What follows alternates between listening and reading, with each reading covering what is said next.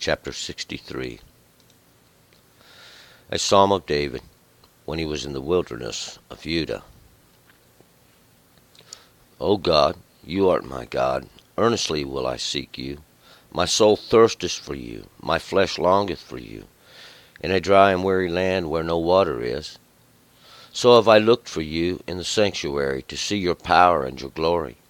For your loving kindness is better than life. My lips shall praise you. So will I bless you as long as I live. In your name will I lift up my hands. My soul is satisfied as with marrow and fatness, and my mouth does praise you with joyful lips. When I remember you upon my couch, and meditate on you in the night watches. For you have been my help, and in the shadow of your wings do I rejoice. My soul cleaves unto you. Your right hand holds me fast. But those that seek my soul to destroy it shall go into the innermost parts of the earth. They shall be hurled to the power of the sword. They shall be a portion for foxes. But the king shall rejoice in God. Every one that sweareth by him shall glory. For the mouth of them that speak lies shall be stopped. All right, let's go back up to verse 1.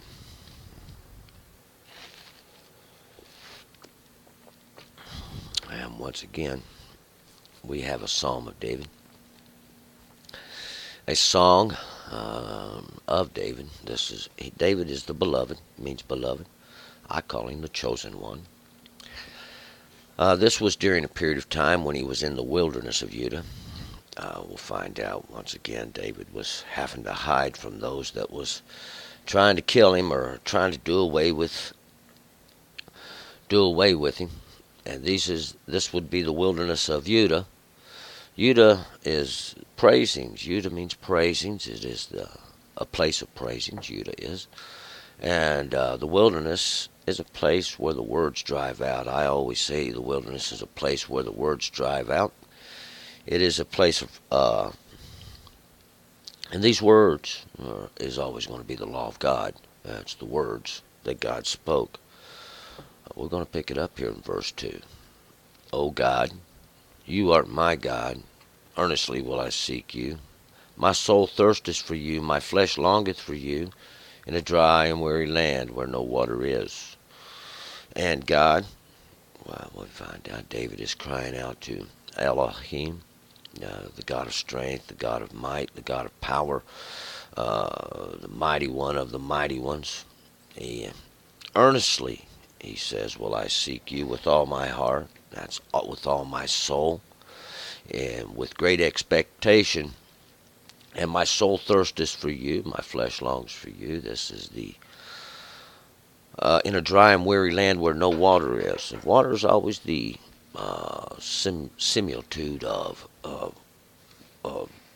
understanding, wisdom, knowledge.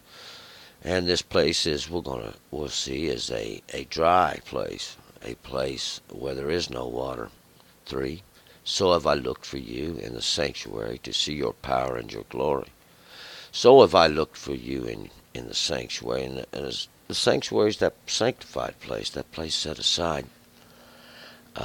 It's for a purpose. It's sanctified unto God.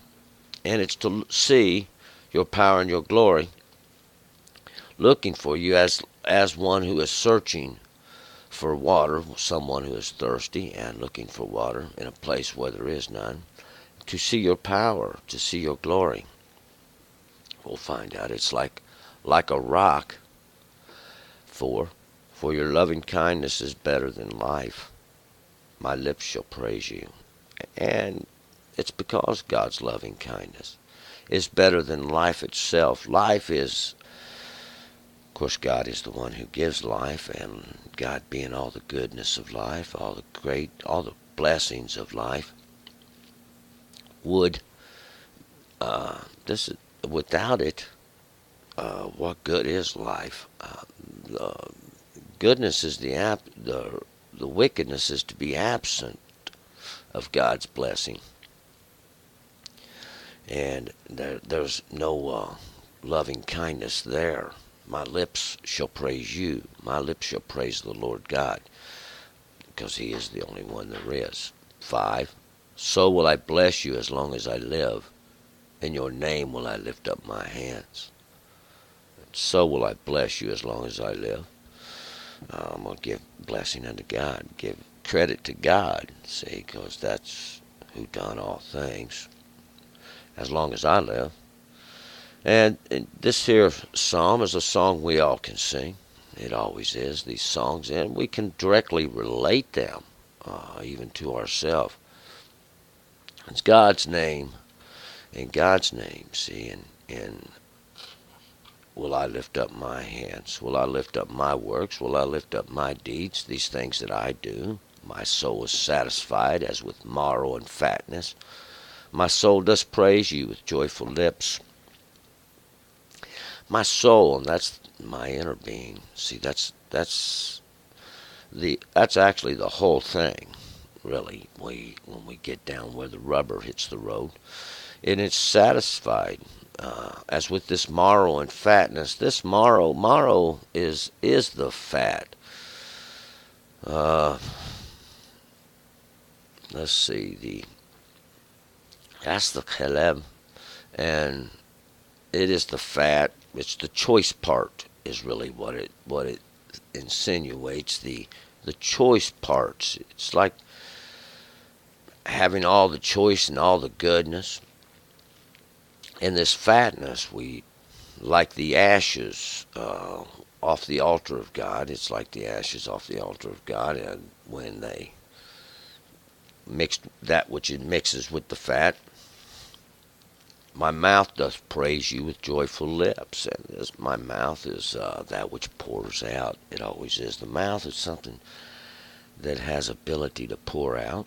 It does praise God with joyful lips, and with these lips of joy, these lips of happiness.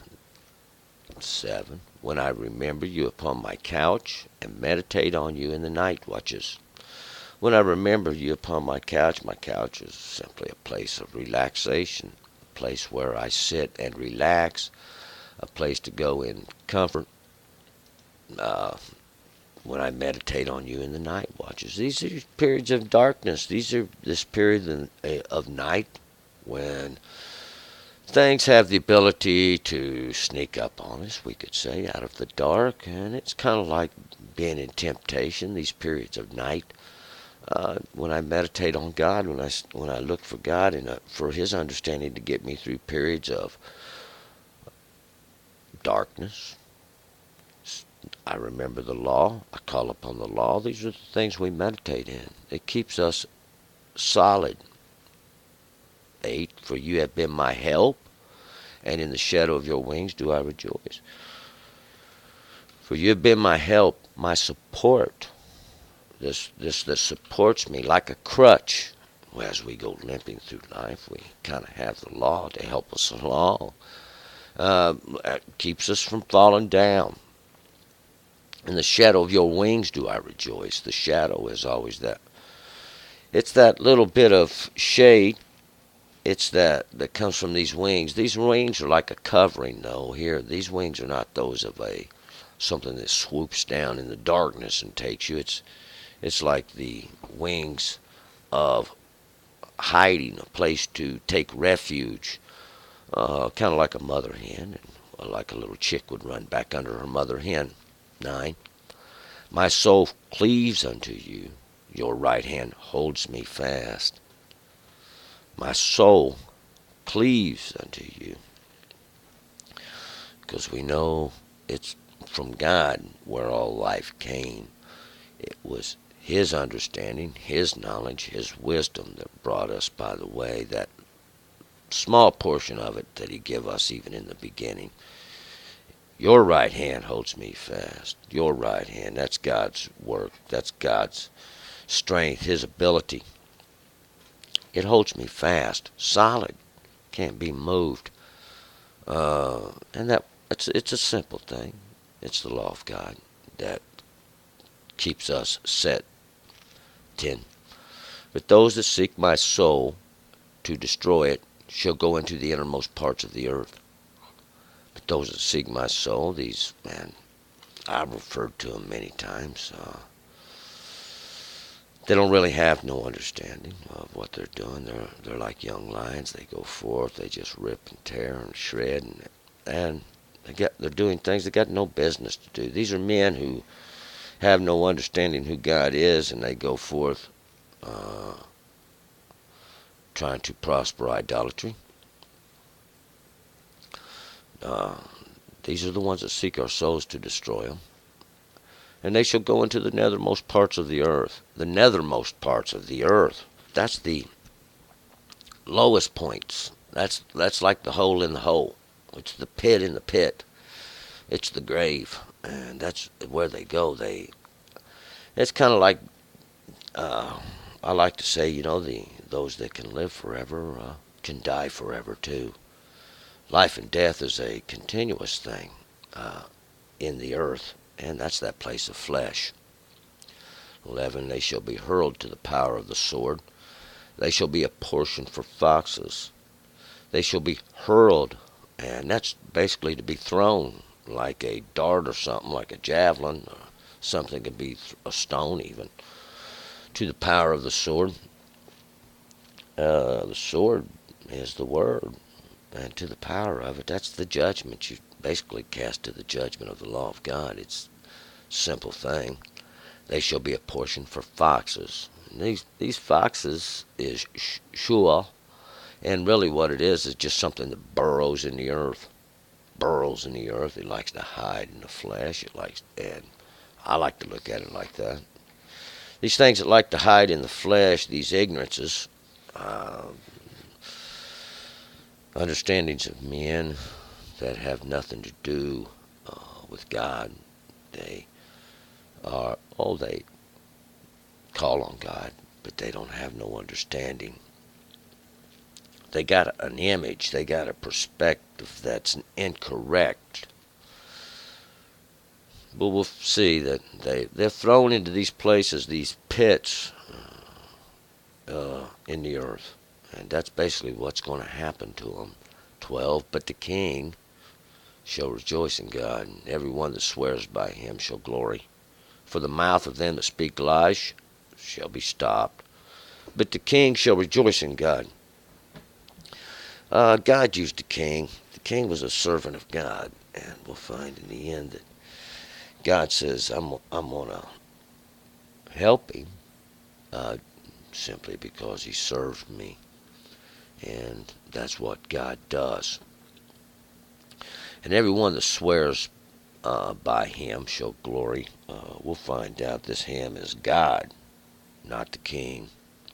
For God done all things. It was God's work from the beginning to the end. See, it's all God's work. God's been making an example. God's the teacher. We have the Book of Kings. We have the stories written down. We got it all documented. What God said He was going to do, and we'll find out God did exactly what God said He was going to do. We'll find it. We read it in Deuteronomy. From the blessing to the cursing, every last word, God performed what He said He was going to do. And that's why we serve God, because of, in the end, God's great example, His great work. And for the mouth of them that speak lies, they shall be stopped. And that's what's going to happen in the end. They just get stopped. That's the rest right there. See, that's the rest when they're just shut up. They're closed because they're just found in their ignorance. And we see here these several similarities drawn together in this psalm of God is not only God of heaven, but He is a God of the earth too. The king recognized this, and he was the authority, so to speak. So we should be able to see this ourselves if we look closely at it, because God is God of heaven and the God of earth. But we're going to move forward, always moving forward. Psalm 64, turn and return.